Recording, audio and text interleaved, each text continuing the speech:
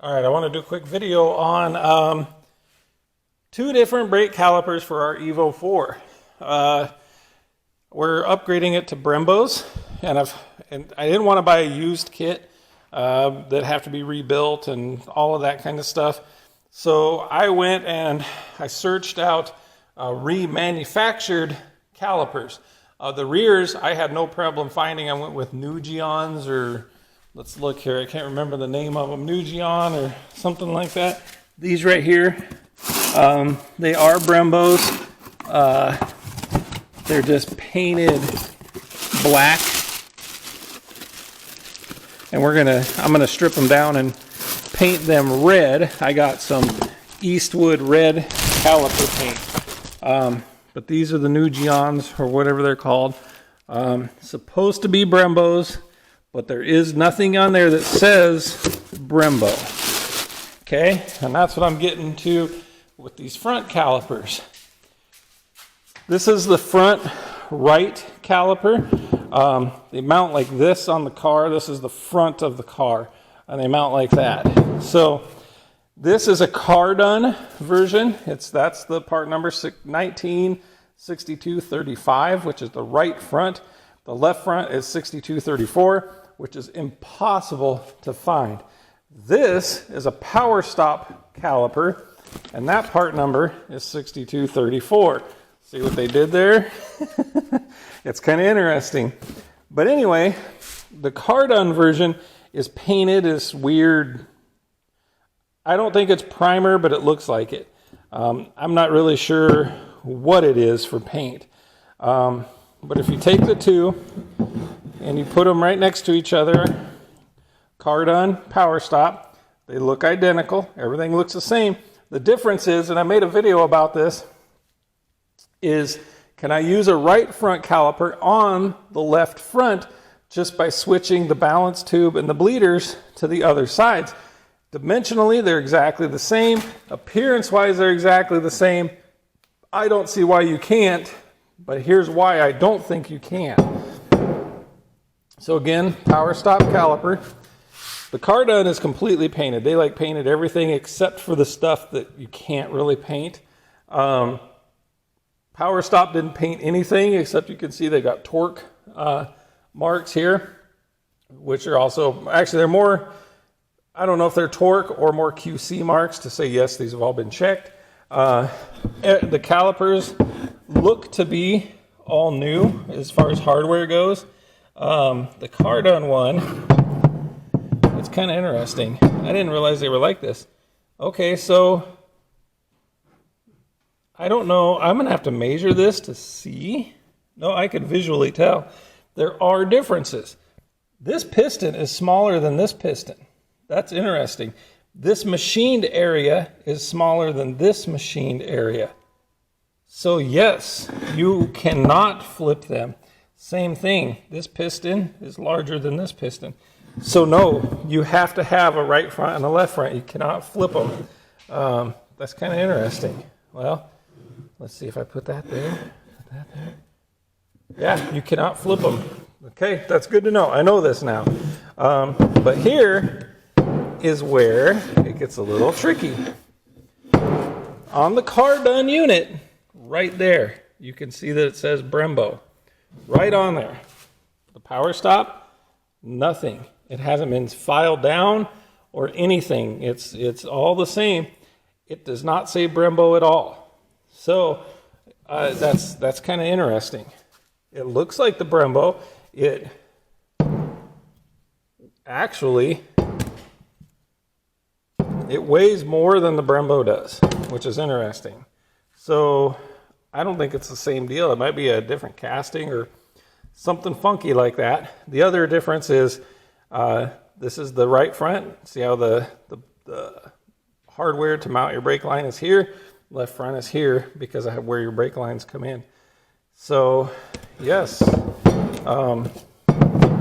there are some differences here. This is a true Brembo, and there's some casting marks that the power stop does not have. Power stop has a casting mark here. The Brembo does not. Now, one thing to note is that the car done caliper is a remanufactured caliper. So it is a Brembo, as it showed here, but look here. There's damage on the mounting tabs here. And that is more than likely just age. When they got this caliper, that was probably just the condition it was in. This does not have any of that. So even though this caliper weighs, I should put it on a scale. Well, maybe 6 ounces more than the Brembo. This one looks to be a new casting. You pay for it though. This caliper cost me $172, including the core charge. This caliper cost me $360, including the core charge. So, and I don't have cores, so I have to pay that full amount. So $170, $360. Completely remanufactured, possibly new casting, possibly. It's hard to say. So I think it's a new casting personally. So it's kind of interesting. Paint doesn't matter. These are going to this will get stripped off, sanded down. I'm going to paint them red. Obviously I can save time with this one.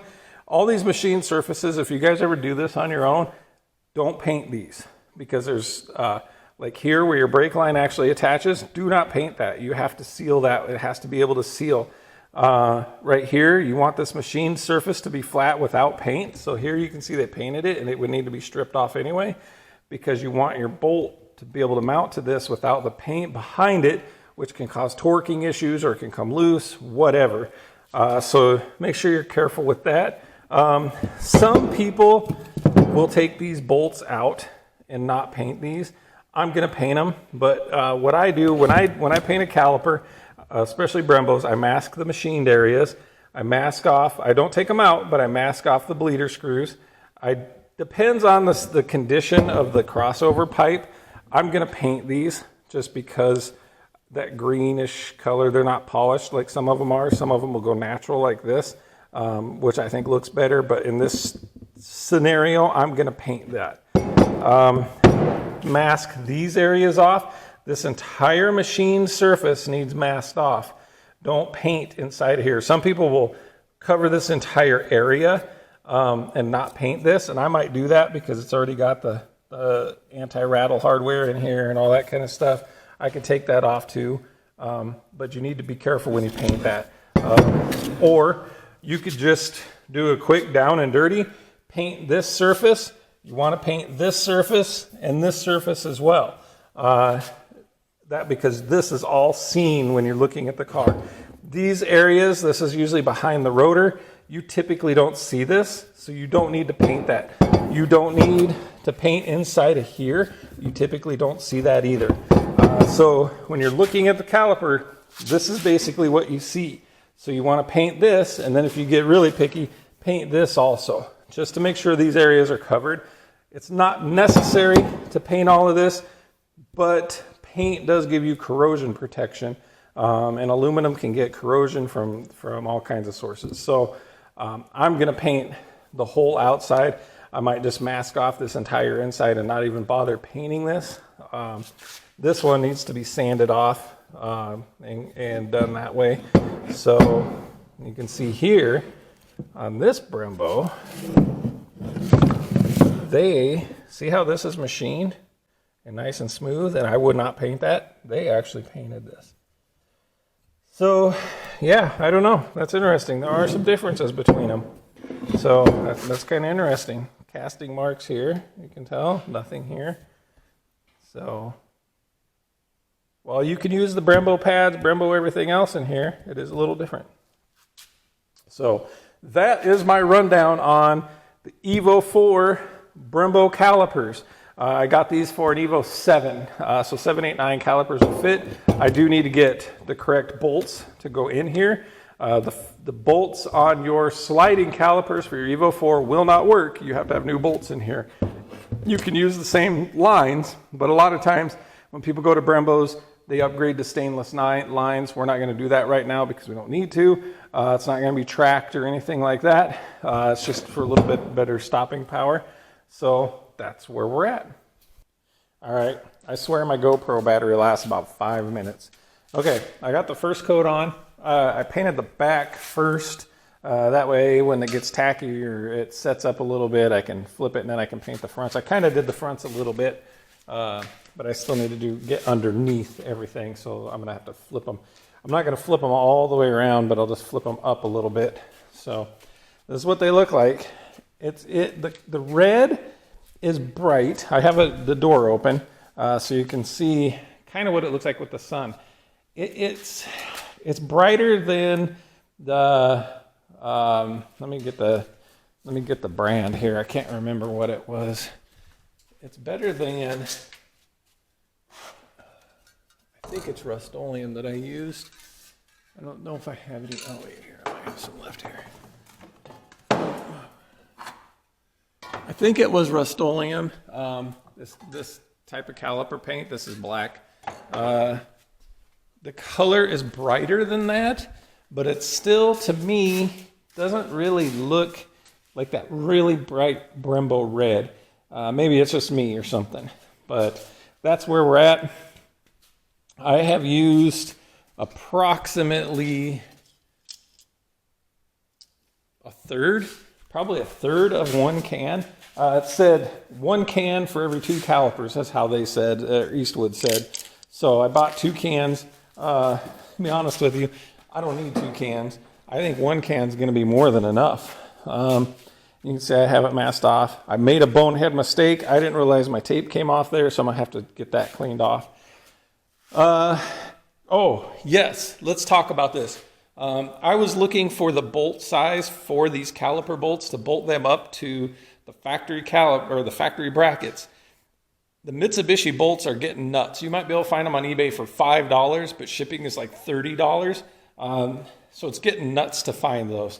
So what I did was I took one of the front calipers to the hardware store, and I just went around to the metric. I went to the flange bolts. Let me get them out here because that's what I want is the flange style. I don't want to have to mess with washers or anything like that. I hit the metric section, and I got these. This is it's an M12 by 1.75 25 millimeter bolt. You could have probably gone 30, but after I measured the thickness of the bracket and the thickness of the caliper, a 30 would have actually stuck out of the caliper, and I didn't want to risk hitting the rotor with a bolt or having to cut the bolt down or anything like that. So 25 millimeter will be recessed in the caliper, just a couple millimeters. So I'm okay with that. The rears are M10 by 1.5 25 millimeter. The rear caliper bracket's a little thinner, so the 25 millimeter actually will sit more flush. So just as kind of to reiterate, the fronts are M12 by 1.75 25 millimeter. The rears are M10 by 1.5 25 millimeter. So if you need to do this upgrade or you want to do this upgrade and you don't want to mess with finding those bolts from Mitsubishi or trying to source somewhere ever, that's what they were. The M12s cost me $3.75 a piece, and the M10s were $2.25 or something like that. So the price wasn't terrible. Could have been a little bit better, but it wasn't terrible. The other thing I have, these are supposed to both be 5 millimeter spacers. They're the same part number. That is supposed to be a 5 millimeter spacer, and then this one is supposed to be a 5 millimeter spacer. But you can tell, just setting them side by side, they're not 5 millimeter spacers. So let me get them here. See the difference? This is more like 2 or 3, and this is more like the 5. So it's kind of crazy. But anyway, this might actually work out pretty good. The rears don't need spacers. The rears I'll be able to throw on. The fronts need spacers, and I would say at least 5 millimeters. So we're going to throw a 5 millimeter spacer on. Then we have to look and see how much more the front wheels stick out than the rears. So typically when I do spacers, I do them on all 4 wheels so that the fronts don't stick out farther than the rears. It looks kind of funny.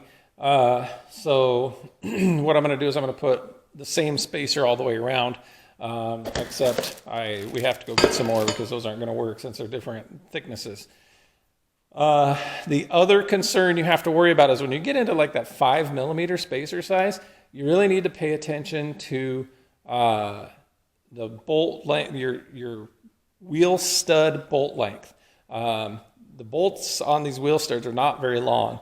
And so if I put the 5mm spacer on and I go to put the lug nut on and I don't get at least 2 full turns of the lug nut on the stud, we're going to replace all the studs. I'm not worried about finding those. They're an M12 by 1.5, dime a dozen. I can go to any parts store and get a million of them. It's just a pain taking them out and putting them in. I do have a press, but in order to do that, you have to pull the whole hub assembly off. So I'll probably do it the old-fashioned way with a sledgehammer and then take an old lug nut and some washers and put the new one on to pull that new stud in. But I'll let you know when we get there what we have to do with that. But that's where we're at right now. I'm waiting for calipers to dry. I got bolt sizes correct. One thing to mention, if you order the calipers from Power Stop, they do not come with the banjo bolt. The banjo bolt is an M10 by 1, 20mm. It should have the 12mm head on it, hex head on it. So keep that in mind. It comes with everything else, the hardware kit, everything, just does not come with the banjo bolt. I haven't checked the current Evo to see if the banjo bolts will fit on that. I didn't want to take the chance. So we're picking up some more banjo bolts for that, just to be on the safe side. These new Geons did come with hardware and banjo bolts. So we're good there. It's kind of funny, the banjo bolts for these are huge, like 30mm, and these were only 20. I thought that was kind of funny. But that's where we're at right now. I'll keep making video as we do this. Thanks. All right, here they are. The finished product. I haven't taken this off. I'm waiting for the tackiness to go down a little bit. So that's what they look like. It's not as smooth as I would have liked, but I think that's just the paint. I was scared to go too thick and get runs, and then I got kind of, when you look at it head on, they look pretty good. So when you look at them kind of in an angle, you can see like a graininess to it almost. So there we go. All right, here we go with the Brembo upgrade on an Evo 4. When you do this, I'm on the rear right now. The rotors are larger than factory, and you can see right here, this is the dust shield from the factory rotor. The new rotor does not fit this, obviously. This is a larger rotor, so the entire circumference of this heat shield or dust shield needs to be cut. You can either bend up the deals or just cut it off. It's actually faster to cut it, so I'm just going to go along here and I'm just going to cut that off, and then the rotor will slide right on. The caliper itself, let's see if I can do this. The caliper itself fits with no issue. Just sits right there. And there's no clearance issues whatsoever. You don't even need spacers for the rear, unlike the front. We're going to put spacers on because it's the front. We're going to have to run like 15mm spacers to clear the brakes with the wheels we have. And so we don't want the fronts to stick way out like I mentioned earlier. So we're going to put some spacers on the rear here. But what I'm going to do is I'm going to cut this and I'll come back when I'm done. All right, I got this cut. Here's the ring that went around basically. You just take that, just used a grinder, and it just went along here this way, and then came around the bottom and went this way. Right now I'm getting ready, I'm gonna paint the whole thing with some caliper paint, just to cover up the cut edges for rust, things like that. Looks like I need to work on a little bit. Cleaned up the mounting surfaces. Whenever you do brakes, it's always a good idea to clean up these mounting surfaces to get rust and stuff off of here, so that your rotor mounts flush and not wobbly, because then you get pulsing in your brakes and stuff like that. It's also a good idea, good time to check your brake shoes for your parking brake. These still have plenty of life on them. Check all the springs, make sure nothing's loose in there. Then we're going to bolt it up and I'll do another one. Good morning, everyone. The beard is extra bushy today. I got up, had a cup of coffee, and I'm out working on the Evo. I kind of wanted to go over where we are at now. We did a lot of stuff to this thing since we've purchased it. When we purchased it, the owner had a cold air intake on it and kind of maybe a tune, I don't know. But if you watch my other videos, I've done some stuff on this thing that I've gone over and stuff like that. But right now, what I want to visit about is wheel fitment on these cars, specifically as it relates to Brembo wheels, or brakes, I'm sorry, Brembo brakes. So what we ran into is we have these Sparco wheels on here. They're a plus 45 offset, which is not enough, not even close to enough backspacing, or not backspacing, offset to fit the Brembos. As soon as I put them on, I knew right away it was going to be an issue. So we were trying to get everything done in a pinch. So we went and got 5/16 or 3/16 spacers. I can't remember. It was like 8 millimeter, some 5 millimeters, some 3 millimeter. We had all these spacers. I ordered off of eBay. Had to wait for them to show up. They got here. When I put the spacers on, the wheel studs were not long enough. They actually ended where the lug nut, so the wheel studs ended right where the lug nut would start. So I got a set of wheel spacers that had wheel studs. They were only 5 millimeters longer than stock. I was able to get the wheels on with a 10 millimeter spacer, and those studs, they do fit on the Brembos, but I mean, we put a shop towel in there, and the shop towel was dragging. That's how close the clearance was. So basically, we went back to the drawing board, and I want hub-centric spacers. The reason why is it helps with the balance of the wheel. If you don't go hub-centric, I'll kind of go over this a little bit here. Okay, so on these wheels, they have what's called a tapered seat or an acorn seat, or however you want to call it. It's got a little, there's a taper right here for the wheel, and then, whoops, the lug nut itself has a taper, and what that does is that matches up in here, and it kind of self-centers. The factory wheels were that way. I don't even know if those were that way because it didn't have the factory wheels on there. But anyway, that's what we have on here. That's what we're going with. So that's one aspect of what we went with, because on a tapered seat, a lot of people, when they run spacers and things like that, or they get wheels, they will rely on the wheel stud and the lug nut to center the wheel on the hub.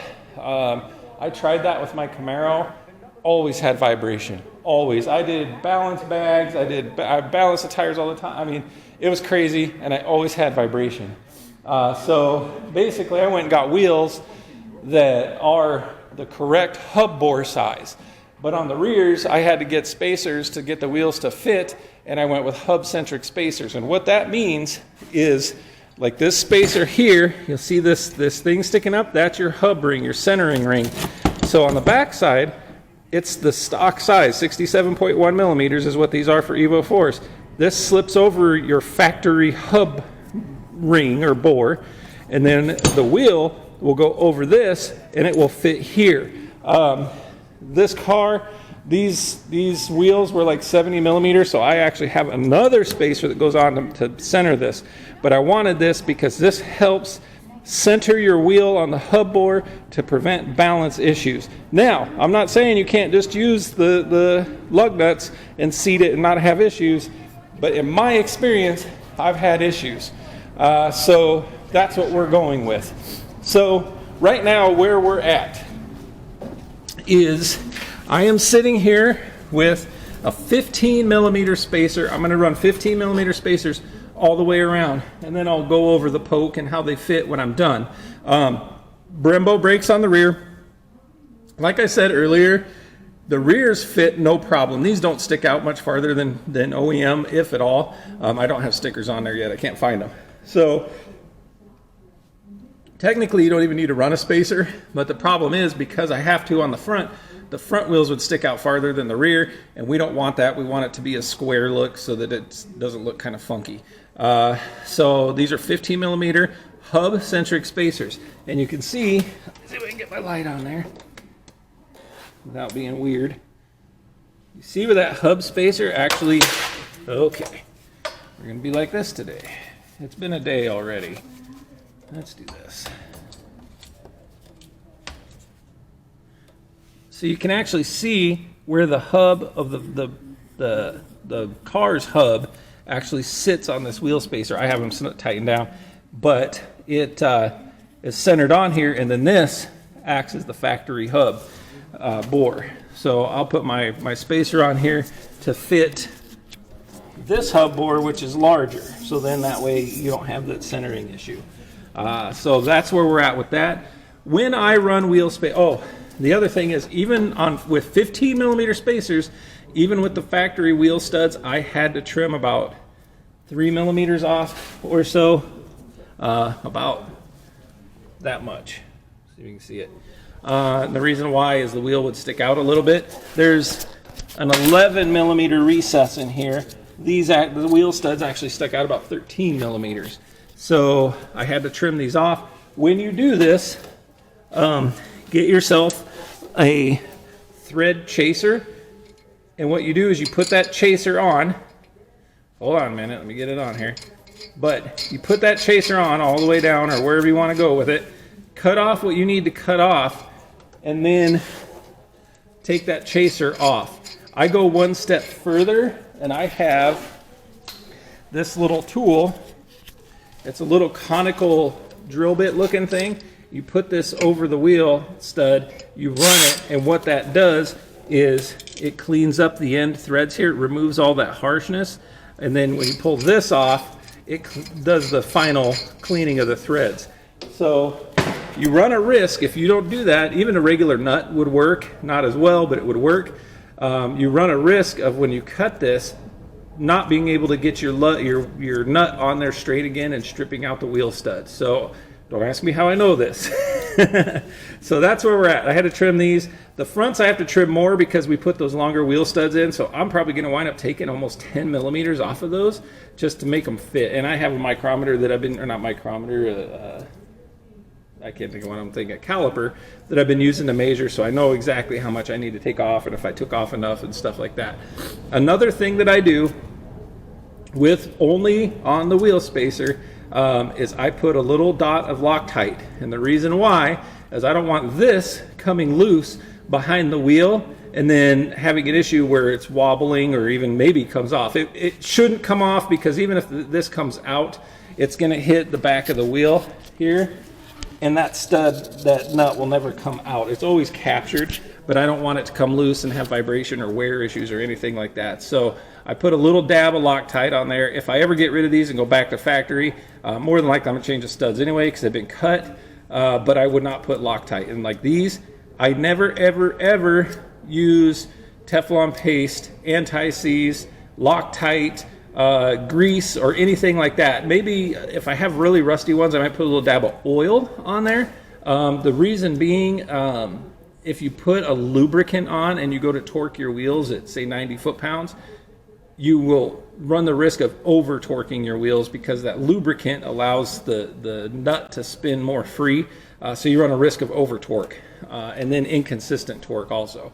But that's only in worst case scenarios. If they're really rusty or corroded, I might put a little oil on there and that's it. But never anti-seize, never grease, anything like that. And then again, like I said, just a dab of Loctite on all of these just to hold them snug so that I don't have to worry about them coming loose.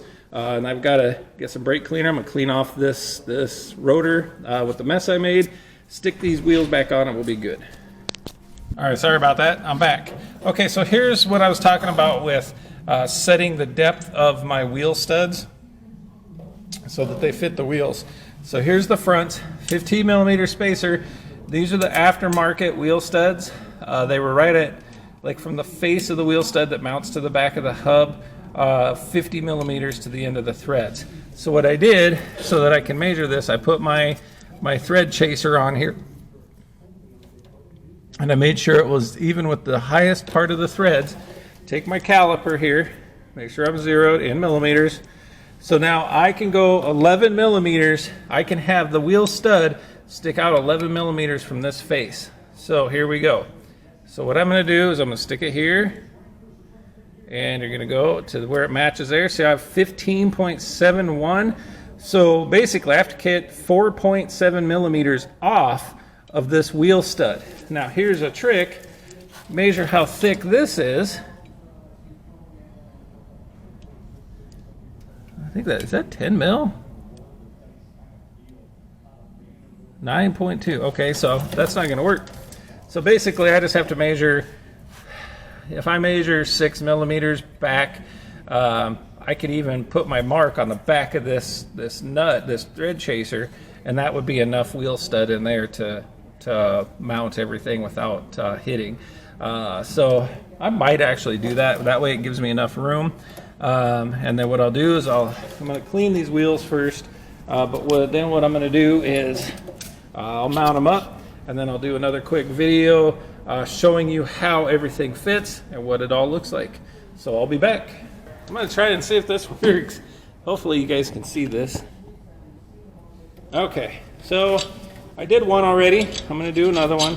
I'm going to throw my thread chaser on there, throw it all the way down, and then I can mark it with some yellow paint right there that I'm going to cut. Grab my disc. This is a 4-inch disc that's been used. I like them when they're smaller like this so that I don't take a chance of hitting something. So excuse the noise for a second. What we're going to do is we're going to cut this.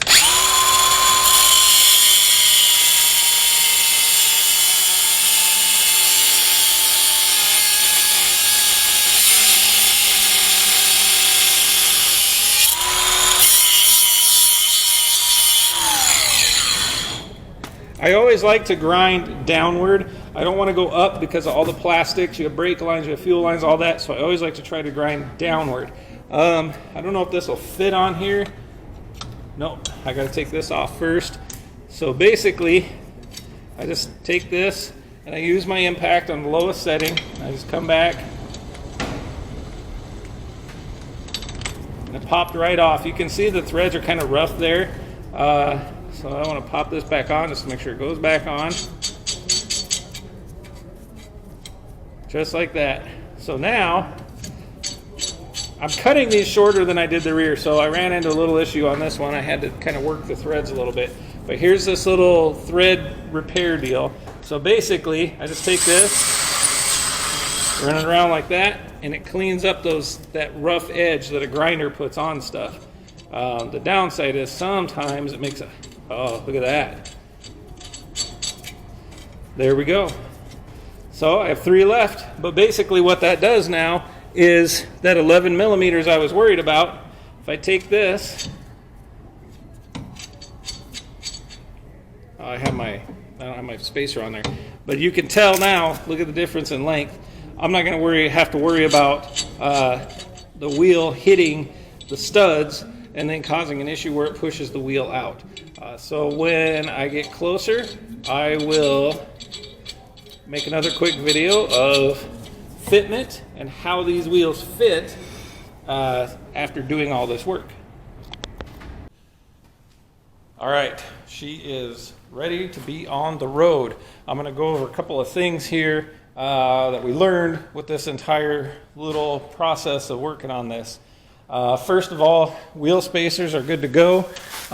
We went 15 millimeter. Like I mentioned, I had to cut off the factory studs to get them to fit against those wheel spacers. Plenty of room on the brakes now. We got the brakes all bedded in. We did the normal process for that. Front and rear look good. No leaks anywhere, anything like that. Part of the reason I'm doing this video is I wanted to talk about these. We have the Tyne Evo 789 struts on here because we can't find anything. In an earlier video I mentioned how I made those fit. One thing we noticed with the rears right away is that the mounting point was about a ½ inch lower on the Tynes than factory. We got it all back together, got the ride height set. The entire car sits, I would say, at least a ½ inch lower. It looks good and the stance is really nice, but it does sit about a ½ inch lower. And we are also getting some rubbing here. The previous owner kind of rolled the fenders right here, but they didn't go past here. And then here where the bumper is, they didn't roll that. So we don't know where it's only rubbed a little bit a couple of times. We're gonna go with it for now. But one thing to keep in mind is if your wheels poke a little bit, like we did with these spacers, then you're gonna run into issues with rubbing because those tines are a little lower. It looks good, the stance looks good, but there, you look here, there's like barely a finger's width in there. I mean, you're not getting two in there at all. So one thing to keep in mind is that.